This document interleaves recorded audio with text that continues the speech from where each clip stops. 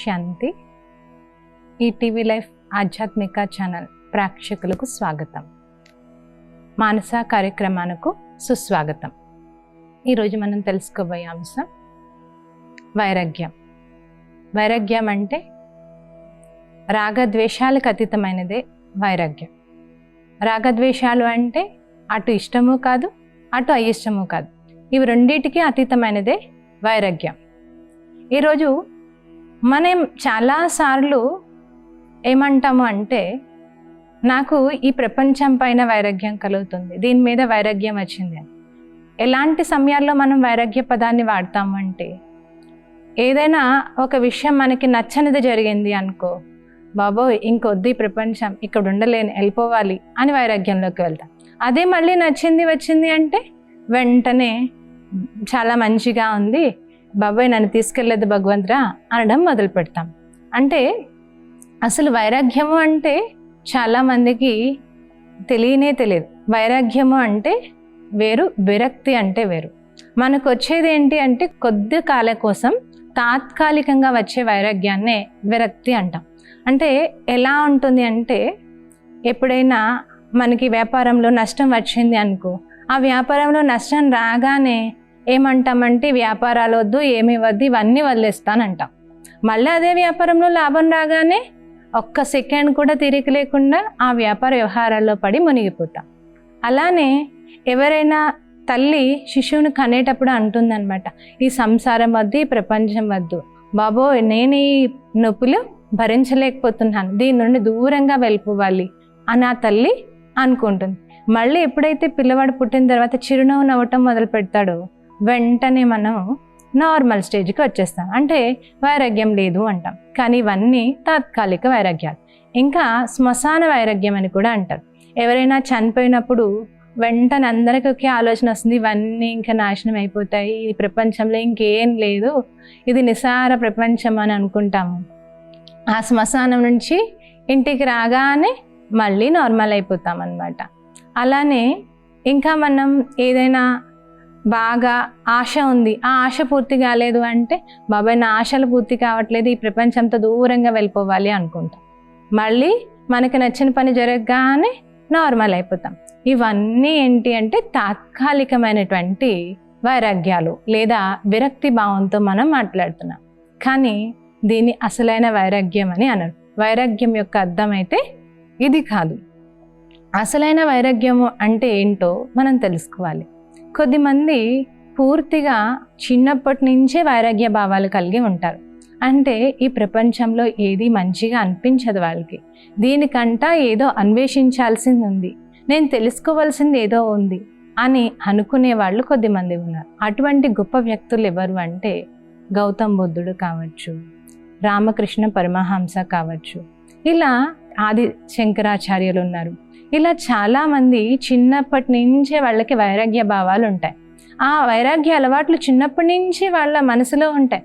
అందుకని ఈ ప్రపంచంలో ఏది చూస్తున్నా, ఏవి కనిపిస్తున్నా ఇవన్నీ ఎందుకు పనిచేయవు, నేను భగవంతుని అన్వేషించాలి, భగవంతుడి దగ్గరికి వెళ్ళిపోవాలి అనే భావాలతో వాళ్ళు ఉంటారు. ఈ బుద్ధుడు కానీ, రామకృష్ణ పరమహంస కానీ మొదలగు వాళ్ళందరూ.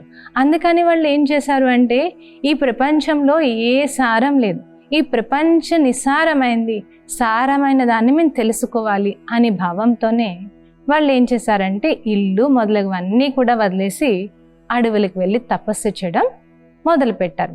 ఇది ఒక రకమైన వైరాగ్యం. అంటే ఈ వైరాగ్యంలో కూడా ఉన్న వాళ్ళు ఎవరైతే ఉన్నారో వారు ఎప్పుడు ఎలా ఉంటారు అంటే, ఎలాంటి కోపాలు, తాపాలు, ఇలాంటి భావాలు ఏవి కూడా వారికి ఉండవు. ఎందుకంటే వైరాగ్య స్థితి అంటేనే ఆ విధంగా ఉంటుంది. ఇంకా అసలైన వైరాగ్యము అంటే అనంతమైన వైరాగ్యం. అనంతమైన వైరాగ్యము అంటే ఏంటి అంటే, ఈ ప్రపంచంలోనే ఉంటారు, ఈ ప్రపంచంలో ఉండి కూడా ఇవేవి నచ్చవు, వీటన్నిటి నుండి అతీతంగా ఉండి ఉంటారు. దాన్నే అనంతమైన వైరాగ్యం అంటారు. వాళ్ళకి ఏమనిపిస్తుంది అంటే, ఈ ప్రపంచంలో అన్ని వస్తువులు చూస్తారు, అన్నిటినీ వాడతారు, కానీ వాళ్ళ లోపల ఒకే భావం ఉంటుంది. ఏమని అంటే, ఇవేవి శాశ్వతమైనవి కావు, ఇవన్నీ ఇక్కడే నాశనం అయిపోతాయి, వీటితో మన బుద్ధి యోగాన్ని ఉంచకూడదు. నా బుద్ధి యోగం ఎవరితో ఉండాలి? శాశ్వతమైన వారితోనే నా ఉద్యోగం ఉండాలి అని వారికి ఎప్పుడు ఉంటుందన్నమాట. అలా ఉన్న వాళ్ళు ఎవరైతే ఉన్నారో వాళ్ళందరూ కూడా ఎలా ఉంటారు అంటే కుటుంబ వ్యవహారాలు చేస్తూనే పూర్తి వైరాగ్య స్థితిలో ఉంటారనమాట. అలాంటి వైరాగ్యమే అసలైనటువంటి అనంతమైన వైరాగ్యం అనమాట. అలా వాళ్ళలో ఎగ్జాంపుల్గా చెప్పుకోవాలి అంటే ప్రజాపిత బ్రహ్మకుమారి ఈశ్వరి విశ్వవిద్యాలయంలో ముఖ్య అధ్యక్షురాలుగా ఉన్నటువంటి జానకి దాది గురించి చెప్పుకోవాలి. జానకి దాదికి ఒక ఉన్నతమైన బిరుదు లభించింది. ఏంటి అంటే most stable minded in the world అని సైన్స్ వాళ్ళే ఆమెకు ఆ బిరుదుని ఇవ్వడం జరిగింది. ఎందుకని ఆమెకు ఆ బిరుదుని ఇచ్చారు అంటే సైన్స్ వాళ్ళ దగ్గర ఒక ఇన్స్ట్రుమెంట్ ఉంటుంది. ఆ ఇన్స్ట్రుమెంట్ ఏంటంటే మైండ్ దగ్గర పెట్టి మైండ్ రీడింగ్ చేస్తారు. ఆ మైండ్ రీడింగ్ చేసేటప్పుడు వాళ్ళకి ఆ మైండ్ రీడింగ్ ఎలా రావాలి అంటే ఆ మీటర్ ఎలా చూపిస్తుంది అంటే ఒక వేవ్స్ చూపిస్తుంది అనమాట. వీళ్ళలో ఆలోచనలు ఏవైనా మార్పు వస్తూ ఉంటే అప్ అండ్ డౌన్ వేవ్స్ చూపిస్తుంది. అదే వీళ్ళ ఆలోచనలు నార్మల్గా ఉంటే నార్మల్ ఒక గీత కనిపిస్తుంది అనమాట. అలా ఉంటుంది. అయితే జానకి దాదీకి ఆ మిషన్ పెట్టడంతోనే వాళ్ళకి అర్థం కాలేదన్నమాట. వాళ్ళు దాదీ ముందు చాలా ఇష్టమైన రకరకాల అందమైన వస్తువులన్నీ పెట్టారు. పెట్టి ఆ మైండ్ రీడింగ్ చూశారు. అప్పుడు ఎలా కనిపించింది అంటే స్టేబుల్గా కనిపించింది. తర్వాత మళ్ళీ ఆమె దగ్గర రకరకాల ఆహారం తినే పదార్థాలు పెట్టారు. అప్పుడు కూడా ఆమె స్టేబుల్గానే కనిపించింది. ఆమె ముందు చాలా బాధాకరమైనటువంటి సీన్స్ చూపించారు. అప్పుడు కూడా ఆమె స్టేజ్ ఎలా కనిపించిందంటే నార్మల్గా కనిపించింది. అలా వాళ్ళు ఎలా వీలవుతుంది ఆమెను డిస్టర్బ్ చేయడానికి అనే రకరకాల వస్తువులన్నీ పెట్టి చూశారు. కానీ ఆ ఇన్స్ట్రుమెంట్ స్టేబుల్గా చూసేసరికి వాళ్ళకు ఒక పెద్ద సందేహం వచ్చిందనమాట. ఏమని సందేహం వచ్చింది అంటే ఈ మిషన్ ఏమైనా పనిచేయట్లేదా ఏంటి అనే డౌట్ వచ్చి వెంటనే ఆ మిషన్ తీసుకెళ్ళి వేరొకరికి పెట్టి చూశారు. వాళ్ళ దగ్గర అలానే వస్తువులు పెట్టగానే వెంటనే అది అప్ అండ్ డౌన్ అవ్వడం స్టార్ట్ అయింది వేవ్స్. అప్పుడు వెంటనే వీళ్ళు మళ్ళీ అది తీసుకొచ్చి దాదికి పెట్టారు. దాది ముందు ఇంకో రకమైన వస్తువులు పెట్టారు. అప్పుడు కూడా దాది యొక్క స్టేజ్ నార్మల్గానే ఉంది. అది చూసి వెంటనే వాళ్ళు చాలా ఆశ్చర్యపోయి నిజంగా మీకైతే ఇప్పుడు ఈ సెకండే బిరుదిచ్చేస్తున్నా most stable minded in the world, కానీ మీ మనసు ఇంత స్థిరంగా ఇంత నిగ్రహంగా ఉండడానికి కారణం ఏంటో మాకు చెప్పండి చాలు అని అడుగుతారు. అడగగానే దాది ఒకే మాట చెప్పారు, నా ఈ జీవితం నాతో సదా ఉన్నది పరమాత్మ రుచి కంటే ఈ ప్రపంచంలో ఏది రుచించేది లేదు అని. అంటే ఆ పరమాత్మ ప్రేమలో ఆమె తపించిపోయి ఉంది. ఆ పరమాత్మ ప్రేమ యొక్క ఆలోచనలోనే మునిగిపోయి ఉంది. ఈ పరమాత్మ ప్రేమ ఆలోచనలో మునిగిపోయి ఉన్న కారణంగా ఆమె ముందు ఏం పెట్టినా ఏమీ ఆమెకి కనిపించలేదు. అలా ఎవరైతే అలా ఈ ప్రపంచంలో ఏవి ఆమెకేమీ చేయలేదు. అలాగే మనం ఈ ప్రపంచంలో ఉంటున్నా కూడా ఈ ప్రపంచంలో ఏవి కూడా మనకు అంటకుండా ఉన్నటువంటి స్టేజ్నే అసలైన వైరాగ్య స్టేజ్ అని అంటారు. మనకు ఉండాల్సిన స్టేజ్ ఏంటి అంటే ఇటువంటి ఈ స్టేజ్ మనకి ఉండాలన్నమాట. అంటే మనం ఈ ప్రపంచంలో అన్నిటిని ఉపయోగించాలి, అన్నిటితో ఉండాలి, అవసరానికి ఉపయోగించాలి, అవసరం అయిపోయిన తర్వాత నార్మల్ అయిపోవాలి. ఎలా అయితే తాబేలు చూడండి, తాబేలు తన పని అవసరం వచ్చినప్పుడు బయటకు వస్తుంది, తన పని చేసుకుంటుంది, మళ్ళీ దాని ప్రొటెక్టెడ్ స్టేజ్లోకి మళ్ళీ దాని లోపలికి వెళ్ళిపోతుంది. అంటే తన ఆంతరిక స్థితిలోకి తను వెళ్ళిపోతుంది. అలా ఎవరైతే వైరాగి భావాలు కలిగి ఉంటారో వారు గృహస్థంలో ఉంటూ అన్నీ చేస్తూ కూడా ఎలా ఉంటారు అంటే అన్ని పనులు చేస్తారు, ఆ పనులు అయిపోగానే వాళ్ళ ఆంతరిక స్థితిలోకి వెళ్ళిపోతారు. అంటే ఆధ్యాత్మిక చింతన పరమాత్మ చింతనలో మైమరిచిపోయి ఉంటారు. అందుకని ఈ ప్రపంచం యొక్క పరిస్థితులు వాళ్ళని ఏమీ చేయలేవు. వాళ్ళు చాలా సాధారణంగా అందరికీ కనిపిస్తారు, కానీ వాళ్ళ ఆంతరిక స్థితి చాలా శక్తిశాలిగా చాలా ఉన్నతంగా ఉంటుంది. ఇది వైరాగ్యం యొక్క విషయం. ఇది సదాకాలికం యొక్క వైరాగ్యం. ఈ వైరాగ్యం కొద్ది టైం ఉండి కొద్ది టైం వెళ్ళిపోదు. ఎందుకంటే వాళ్ళ మనసు సదా ఎలా ఉంటుంది అంటే నిశ్చలంగా ఉంటుంది. ఎందుకంటే పరమాత్మ ప్రేమలో మునిగిపోయి ఉన్న కారణంగా ఈ ప్రపంచంలో ఎన్ని మార్పులు వచ్చినా ఆ మార్పులు వాళ్ళనేమి చేయలేవు. వాళ్ళ స్థితి ఒక నిశ్చలమైన స్థితి, నిర్మలమైన స్థితి ఉంటుంది. వాళ్ళకి ఎప్పుడు కూడా ఉన్నతమైన క్వాలిటీస్తోనే ఉంటారు.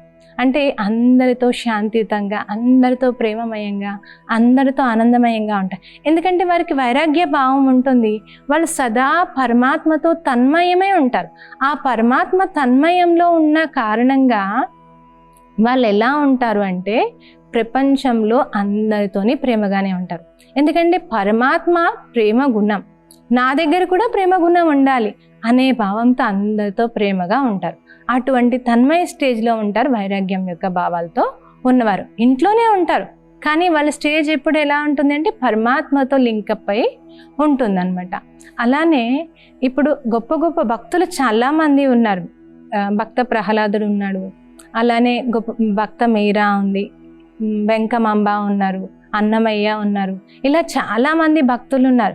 ఎంతమంది భక్తులు ఉన్నారో వాళ్ళందరూ కూడా అన్నీ చేస్తూ ఉంటారు కానీ వారి బుద్ధి ఎప్పుడు పరమాత్మతో మైమరిచిపోయి ఉంటుంది అనమాట. అలా ఎప్పుడైతే మైమరిచిపోయి ఉంటుందో వాళ్ళు ప్రపంచంలో పనులేం మారరు. అన్నిటిలో ఉండి కూడా వాళ్ళ స్టేజ్ భగవంతుడితో ఉన్న కారణంగా ఈ ప్రపంచంలో ఏవి వారిని వాళ్ళని మార్చలేవన్నమాట.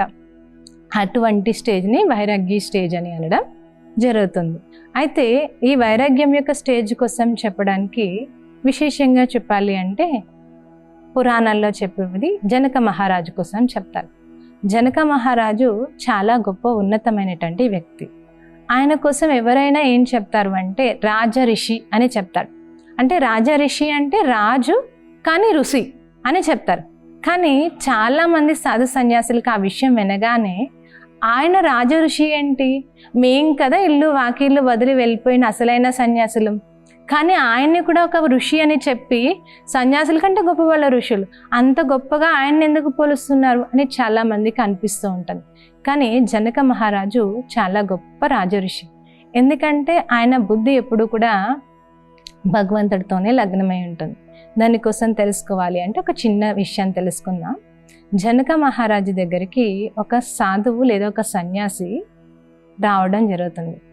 అయితే ఈ జనక మహారాజు తన రాజ్యంలో తన సింహాసనంలో కూర్చుని ఉంటాడు. ఆ సింహాసనంలో కూర్చున్న రాజుకి పక్కన ఉండేటువంటి వాళ్ళు విసురుతూ ఉంటారు కదా, అలా రాజుకి విసురుతూ ఉంటారు. ఆ విసురుతూ ఉన్న టైంలో ఆ సాధువు ఎంటర్ అవ్వడంతో ఆ సాధువు అనుకుంటాడు మనసులో ఏమని అంటే, ఈయన్ని రాజఋషి అంటున్నారు, ఈయన్ని వైరాగి అంటున్నారు, అసలు అలా ఎలా అనగలుగుతున్నారు? ఆయన ఎంత అందంగా భోగభాగ్యాలు అనుభవిస్తున్నాడు, ఆయన ఎంత బాగా వాళ్ళు విసురుతున్నారు, అన్ని రాజ్యంలో అన్ని చేస్తున్నాడు, ఆయన్ని ఎలా అంటున్నారు అని మనసులో అనుకుని, మనుషులకి బుద్ధి లేదు అని మనసులో అనుకుని ఈ జనక మహారాజు కోసం చెడుగా మాట్లాడడం, ఆలోచించడం మొదలు పెడతాడు. అది వినగా అది ఈయన మనసుకి తాకి వెంటనే ఈ జనక మహారాజు చెప్తాడు, ఆ సన్యాసిని తీసుకెళ్ళి చెరసాల్లో వేయండి, 3 రోజుల తర్వాత ఆయన్ని ఉరిశిక్ష వేద్దాము అని. ఆ విషయం ఆ సాధువు తెలుసుకుని ఆ ఉరిశిక్ష నాకు పడుతుందని ఫిక్స్ అయ్యే ఆయన చెరసాల్లోకి వెళ్ళిపోతాడు. చెరసాల్లోకి వెళ్ళిన తర్వాత ఆయన ప్రతి సెకండ్ నాకు ఇప్పుడే ఉరిశిక్ష, నాకు ఇప్పుడే ఉరిశిక్ష, నాకు ఇప్పుడే ఉరిశిక్ష, 3 రోజుల్లో ఉరిశిక్ష, 3 రోజుల్లో ఉరిశిక్ష, ఇదే ఆలోచనలో ఉంటాడు. ఆయనకి రకరకాల ఆహార పదార్థాలన్నీ పెట్టిస్తారు, కానీ అన్ని ఆహార పదార్థాల్లో ఉప్పేసి పెట్టిస్తారు, అంటే అధికంగా ఉప్పేసి పెట్టిస్తారు. ఆయన అన్నిటినీ చాలా మంచిగా తినేస్తూ ఉంటాడు. తినేస్తూ ఉండి ఇంకా లాస్ట్ రోజు వస్తుంది, అంటే ఉరేసే రోజు వస్తుంది. ఆ సమయంలో జనక మహారాజు ఆ సన్యాసి దగ్గరికి ఉరి చేసే ప్రదేశానికి వెళ్తారు. ఆ వ్యక్తిని ఇద్దరు సైనికులు పట్టుకుని తీసుకుని వస్తారనమాట. అప్పుడు జనక మహారాజు దగ్గరికి ఆ సన్యాసిని తీసుకుని వస్తారు. తీసుకురాగానే సన్యాసిని జనక మహారాజు అడుగుతారు, మీకు పెట్టిన ఆహార పదార్థాలు అన్నీ బాగున్నాయా అండి, ఎలా ఉన్నాయి, మంచిగా రుచిగా ఉన్నాయా అని అడుగుతాడు. అడగగానే ఆ వ్యక్తి చెప్తాడు ఏమని అంటే, నాకు అసలు ఏ రుచి తెలియదండి, ఏం తెలియదు, నాకు ఒక్కటే ఆలోచన, మీరు నన్ను ఉరేసేస్తారు, ఇదే ఆలోచనలో ఉండి నేను ఏదో తినాలి కదా అని తినేసా అంతే తప్ప నాకు అసలు దాని మీద ధ్యాసే లేదు, ఏం తిన్నానో ఏం ఉన్నానో 3 రోజులు నాకు అసలు తెలియదు అని ఆ జనక మహారాజుకి చెప్తాడు. అప్పుడు జనక మహారాజు వెంటనే 2 చేతులు దండం పెట్టి, మిమ్మల్ని 3 రోజులు ఇంత మరణ వేదనకు గురి చేసినందుకు క్షమించండి. నాకు మిమ్మల్ని మరణ వేదనకు చేయాలన్న ఆలోచన అయితే లేదు, మీకు ఒక చిన్న విషయాన్ని తెలియచేయాలి అని ఈ విధంగా చేశా. ఏంటి అంటే, నేను కూడా మీలానే ఈ ప్రపంచంలోనే ఉంటున్నా, అన్నిట్లోనే ఉంటున్నా. నా మనసు, మీ మనసు ఎలా అయితే ఉరి కోసం ఆలోచనలో పడిందో అలా నా మనసు ప్రతి సెకండ్ పరంధాముడైన పరమాత్మ పైనే లగ్నై ఉండేది.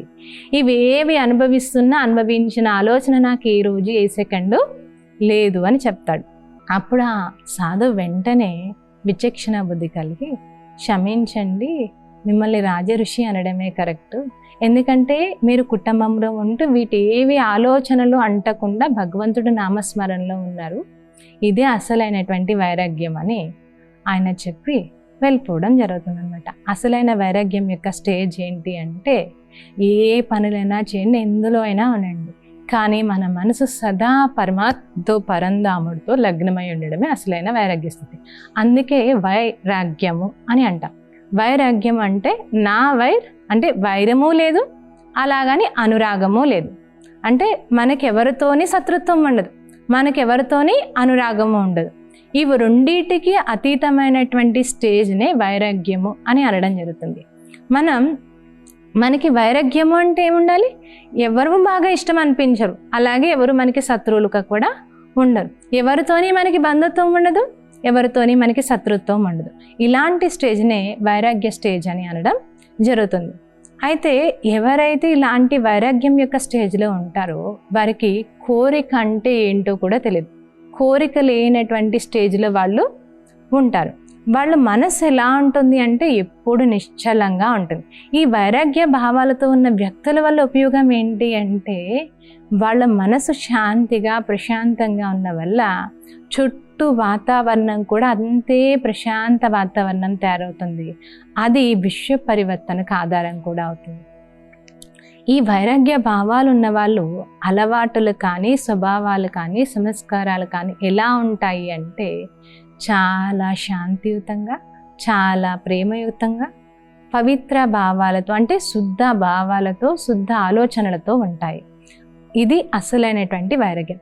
ఈ వైరాగ్యం కలిగినటువంటి వాళ్ళు, ఈ వైరాగ్యంలో ఉన్నటువంటి వాళ్ళు ఎలా ఉంటారు అంటే ప్రతి ఒక్కరితోని కష్టం లేకుండా ఉంటారు. అంటే ప్రతి ఒక్కరు వీరు వెళ్ళగానే చాలా హ్యాపీ ఫీల్ అవుతారు. వాళ్ళ మనసు ప్రశాంతం అయిపోయింది అనిపిస్తుంది వాళ్ళ దగ్గరికి వెళ్ళేసరికి. ఎందుకంటే వాళ్ళ మనసు పరమాత్మతో లగ్నై ఉంటుంది.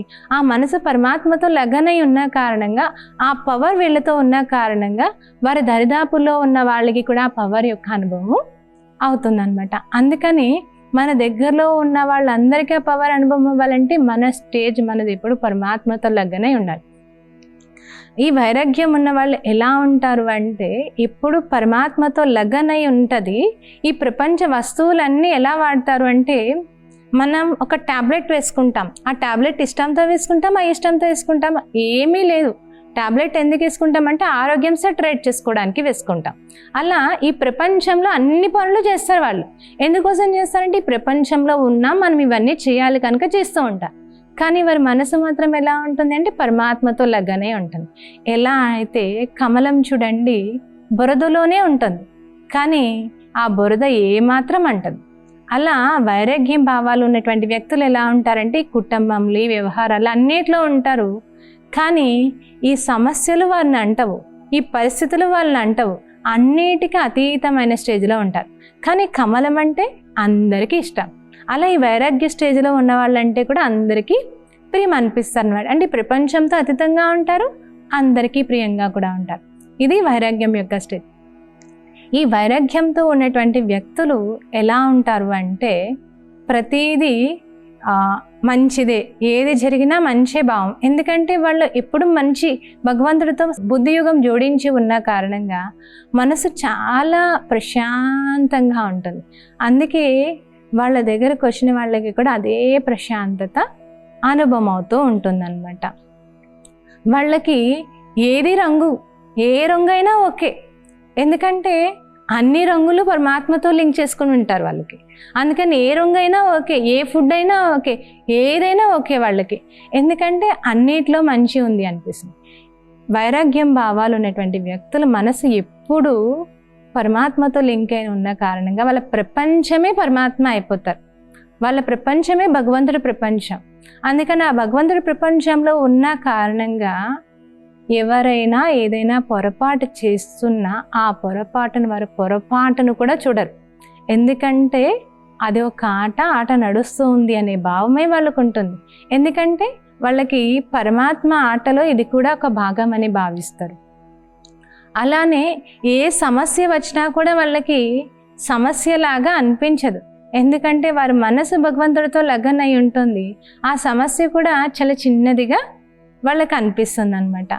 ఎవరైతే పరమాత్మతో బుద్ధి లగ్నం అయి ఉంటుందో వారికి ఏది కూడా కష్టమే అనిపించదు అన్నమాట. ప్రతి చిన్నది తేలికగా అనిపించడం మొదలవుతుంది.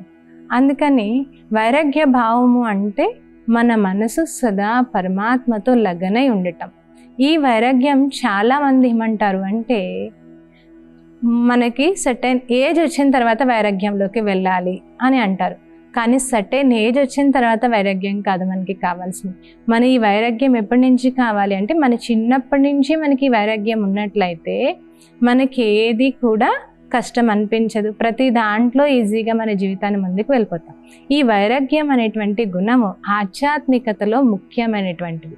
ఈ వైరాగ్యం యొక్క విషయం వినగానే అందరూ ఏమంటారు అంటే నువ్వేమైనా ముసల్దానవా ఏంటి వైరాగ్యం అని మాట్లాడుతున్నావు, ఇవేవి నచ్చలేదా ఏంటి అంటారు. కానీ అసలైన వైరాగ్యం అంటే ఈ అన్ని రుచుల కంటే అద్భుతమైన రుచి, అద్భుతమైన ఆనందం పరమాత్మని స్మరించడంలోనే ఉంది. అంటే పరమాత్మను పొందామంటే అన్నీ పొందేసాం, ఇంకా పొందాల్సింది ఏం లేదు అనే భావం ఉంటుంది. అంటే అన్ని రుచుల కన్నా గొప్ప రుచి ఏంటి అంటే పరమాత్మను స్మృతి చేయడంలోనే ఉంది. ఆ రుచి వారు అనుభవం చేసుకుంటారు కనుక, ఆ రుచి యొక్క ఆనందంలో ఉంటారు కనుక వాళ్ళకి వైరాగ్యమే మంచిగా అనిపిస్తుంది అనమాట. ఇదే అసలైనటువంటి వైరాగ్యం. అంటే పరమాత్మ రుచి కంట ప్రపంచంలో ఏ రుచి రుచించేదే లేదు. అప్పుడు ఆటోమేటిక్గానే మన మనసు ప్రశాంతం, నిర్మలంగా ఉంటుంది. ఇదే అసలైన వైరాగ్య స్థితి. మనం ఈరోజు వైరాగ్యం అంటే ఏంటో తెలుసుకున్నాము. మరికొన్ని కొత్త అంశాలతో మళ్ళీ కలుద్దాం. ఓం శాంతి.